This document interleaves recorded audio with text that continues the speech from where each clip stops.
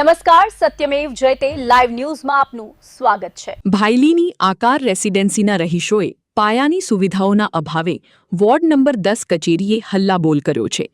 છેલ્લા 10 વર્ષથી રોડ, ગટર અને વરસાદી પાણીના નિકાલ જેવી મૂળભૂત સુવિધાઓ ન મળવાના આક્ષેપ સાથે મોટી સંખ્યામાં સ્થાનિકો કચેરીએ પહોંચ્યા હતા। જો કે વિરોધ માટે પહોંચેલા રહીશોને કચેરીમાં કોઈ જવાબદાર અધિકારી હાજર ન મળતા લોકોમાં ભારે રોષ ફેલાયો।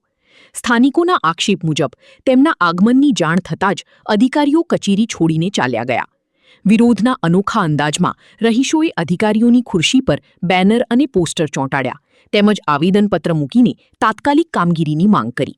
સ્થાનિકોએ જણાવ્યું કે ખરાબ રસ્તા, ગટરની સમસ્યા અને વરસાદી પાણી ભરાવાના કારણે રોજિંદુ જીવન મુશ્કેલ બન્યું છે।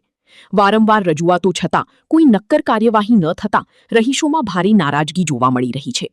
સ્થાનિકોએ ચેતવણી આપી છે કે જો ટૂંક સમયમાં રોડ અને અન્ય પાયાની સુવિધાઓનું કામ શરૂ નહીં કરવામાં આવે તો આગામી દિવસોમાં વધુ ઉગ્ર આંદોલન કરવામાં આવશે, જેની સંપૂર્ણ જવાબદારી તંત્રની રહેશે।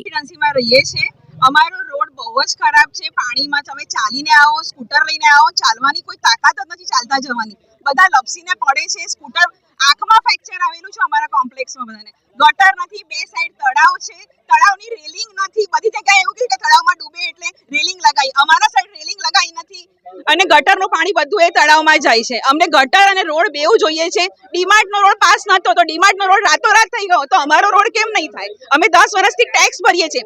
પાઇપલાઇન વાળા આવી ગયા, બરાબર, જીઓ વાળા આવે તો કેમ રોડ વાળા અને ગવર્નમેન્ટ વાળા કેમ નહીં આવતા? પાઇપલાઇન વાળા ખોદીને બધું કમ્પ્લીટ કરીને જાય તો રોડ વાળાને શું તકલીફ પડે છે? ગટર વાળાને શું તકલીફ પડે છે? થવું જોઈએ ને। 10 વર્ષથી રહીએ છીએ અમે વેરો, અને તમે અમારો વેરો જો બધાનો રેગ્યુલર વેરો ભરેલો છે તો પછી થવું જોઈએ ને કામ। થોડી સુવિધાઓ તમને મળવી જોઈએ ને। અમે દર વર્ષે રજૂઆત કરીએ છીએ। કોર્પોરેટર માણસો આવે છે, હા બેન તમારું થઈ જશે કાલે, અને ઝાડ કાપે થોડું સરખું કરીને જતા રહે છે। એટલે ખાલી ખોદકામ જ, કશું જ કરતા નથી। અને ગટર સફાઈ કરવા માટે કેટલા કોલ કરીએ છીએ તો પણ ગટર વાળો નથી આવતો, ગવર્નમેન્ટ વાળો તો આવવો જોઈએ ને, એ પણ નથી આવતો। અમને ગટર જોઈએ છે અને રોડ જોઈએ છે, બસ।